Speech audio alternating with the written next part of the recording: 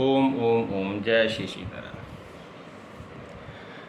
तो सभी अयोध्यावासी प्रभु राम से मिलके और एक एक अयोध्यावासी और मिथिलावासी को प्रभु राम ने मिलकर, लक्ष्मण भैया ने मिलकर, माता सीता ने सभी माताओं स्त्रियों से मुलाकात करके सबको स्नेह के साथ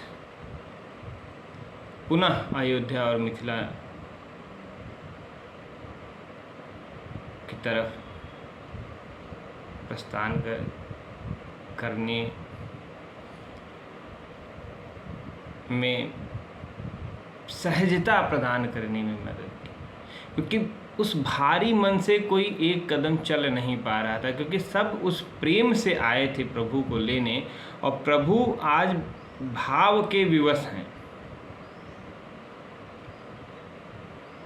लेकिन मर्यादा, प्रभु ने मर्यादाओं का पालन किया, क्योंकि मेरे राम मर्यादा पुरुषोत्तम श्री राम हैं, जिन्होंने हर मर्यादा की रक्षा की। और प्रभु ने कहा कि आज सब कुछ सत्य है, लेकिन पिता का वचन मिथ्या नहीं है, वह भी सत्य है। इसलिए मैं 14 वर्ष बाद पुनः आके मिलूँगा। तब तक के लिए आप अपने धर्म कार्य में प्रवीण हों। और इस प्रकार सब चल पड़े। दुखी मन से सब बिना भोजन के ही चलते रहे। यमुना जी पार करके गंगा जी उतर के विश्राम किया। निषाद राज ने सबको वहाँ सुविधा दी। ऐसा विदित है, या कह सकते हैं, गोस्वामी जी ने तो बहुत प्रकाश नहीं उस पर डाला, लेकिन ये कह सकते हैं कि इतना व्यथित मन से शायद ही किसी ने भोजन ग्रहण किया। कंदमूल फल खा के जो प्रभु खा रहे थे वही खा के सब आए। और इस प्रकार चंडिका नदी को पार करके गोमती जी में स्नान कर चौथे दिन सब अयोध्या पहुंच गए। जनक जी 4 दिन वहाँ रहे और सब राज व्यवस्थाओं को संभाला। भरत जी को अनेक प्रकार से शिक्षा दी, किस प्रकार से राज्य कार्य संभालना है। इस प्रकार भरत को संपूर्ण राज्य सौंपकर एक ढाढ़स बनाकर पिता की तरह एक दुलार देकर जनक जी मिथिला नगरी को चले। और श्री अयोध्या धाम के समस्त निवासी जो जितना त्याग कर सकता था त्याग कर कर जीवन व्यतीत करने लगा। और भरत भैया ने शत्रुघ्न से सब कहा कि आप समस्त माताओं की देख रेख करें, और सभी मंत्रियों को राज्य कार्य में लगा दिया। ब्राह्मणों को अनुनय विनय कर कर सबको सब प्रकार से सुंदर सुविधा दिए।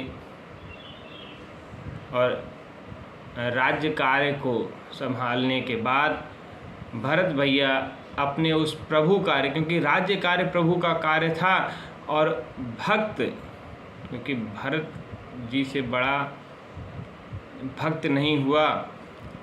सब संभालने के बाद भरत जी मुनि वशिष्ठ के पास गए और उन्होंने कहा कि सानुज गे गुरु गेह बहोरी, करी दंडवत कर चूरी। आयुष होत रहो सनीमा, बोली मुनितनि पुलक सप्रेमा। समझब कहब करम तुम जोई, धर्मसार जग होई हैं सोई। भरत जी ने कहा कि प्रभु मैंने सब कुछ निर्धारित कर दिया, अब यदि आज्ञा हो तो मैं 14 वर्ष के लिए नियम ले लूँ। जिस पे वशिष्ठ जी ने कहा कि हे भरत, तुम जो करोगे वह धर्म होगा, यह सर्वविदित है। और सुन सिख पाए आशीष बड़ी, गनक बोल दिन साधि। सिंहासन प्रभु पादुका, बैठारे निरुपाधि। सुनि सिख पाई आशीष बड़ी, गनक बोल दिन साध।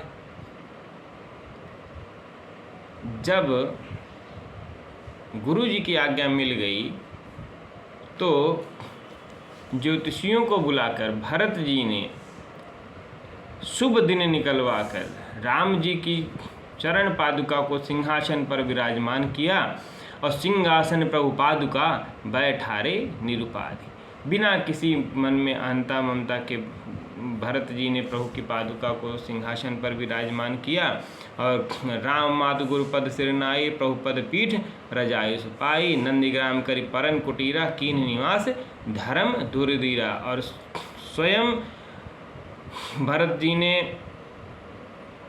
जो धर्म की धुरी हैं नंदीग्राम में पर्णकुटी बनाकर निवास किया, यानी जैसे राम जी रह रहे थे ठीक उसी प्रकार।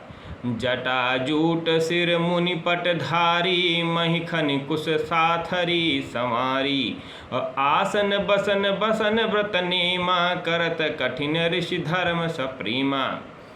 कठिन ऋषियों का धर्म अपनाया भरत जी ने। भूषण बसन भोग सुर भूरी मन तन बचन तने तजे त्रिन तूरी। और जितने भूषण आभूषण जो कुछ था सब कुछ त्याग दिया भरत जी ने।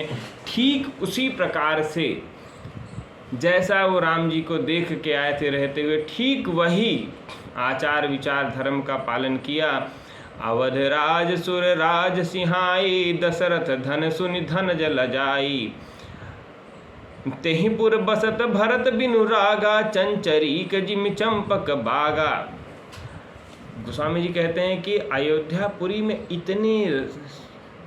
इतना स्वर्ण इतनी आभूषण इतना वैभव है जिससे इंद्र की सभा भी लजा जाए। और ऐसी पुरी में रहते हुए भरत जी ने सब कुछ छोड़कर ऋषियों जैसा वस्त्र धारण किया और वैरागी मुनियों की तरह रहना शुरू किया। रमा विलास राम अनुरागी तयत बमन जिमि जड़ बन भागी।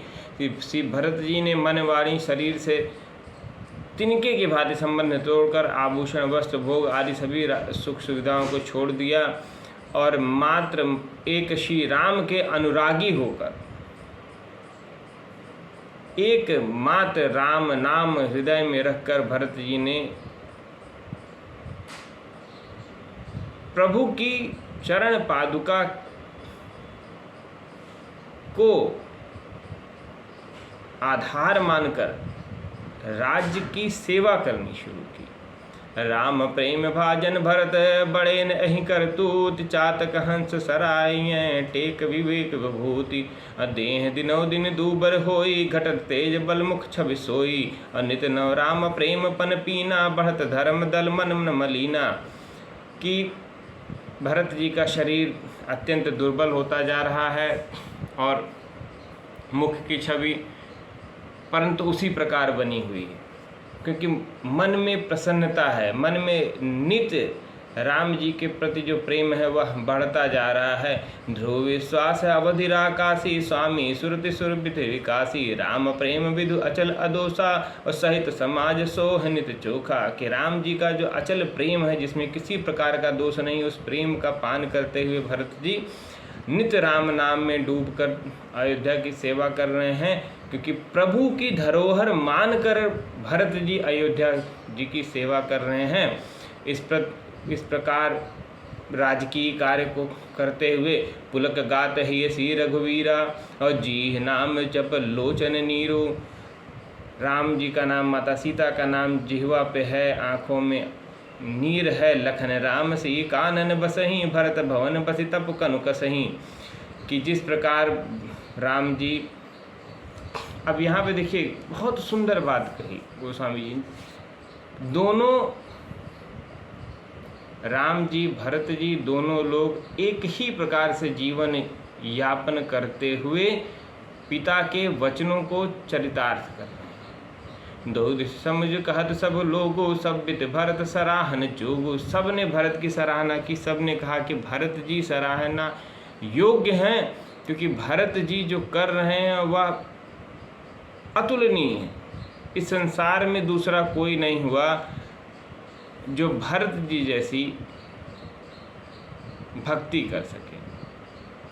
सिय राम प्रेम पीयूष पूरन होत जन्म न भरत को मुनि मन अगम जम नियम शम दम विषम व्रत आचरत को दुख दाह दारिद दंभ दूषण सुजस मिस अपहरत को कलिकाल तुलसी से सठन हठि राम सन्मुख करत को। तो जो भरत जी की महिमा है अतुलनीय। गोस्वामी जी कहते हैं भरत चरित करि नेम तुलसी जे सादर सुनहि सिय राम पद प्रेम अवसि होई भव रस बिरति। कि जिसको भी राम जी में रति चाहिए उसको भरत जी का यह चरित्र अवश्य सुनना चाहिए।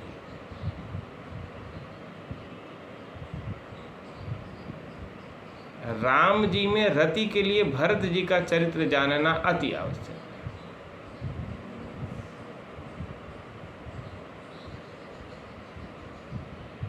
बहुत सुंदर गोस्वामी जी ने यहाँ लिखा कि आते जो न भरत भद्र भारत वसुंधरा पै।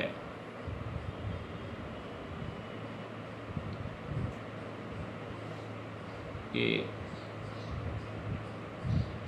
गोस्वामी जी ने भरत जी को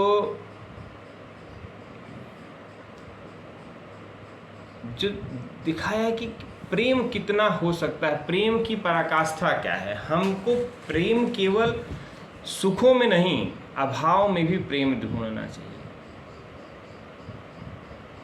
आज भरत जी का हृदय परिपूर्ण है अभावों के साथ रहते हुए, लेकिन जैसे मेरे राम हैं उनको जिस अवस्था में है उस अवस्था में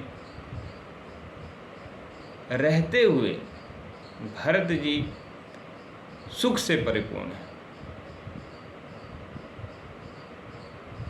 तो भरत जी का जो चरित्र हमने पीछे 3-4 एपिसोड में कहा, आप सब देखें, सब सुने, तब भरत जी का चरित्र आप विस्तृत चरित्र जान पाएंगे। तब तक के लिए जय श्री सीता।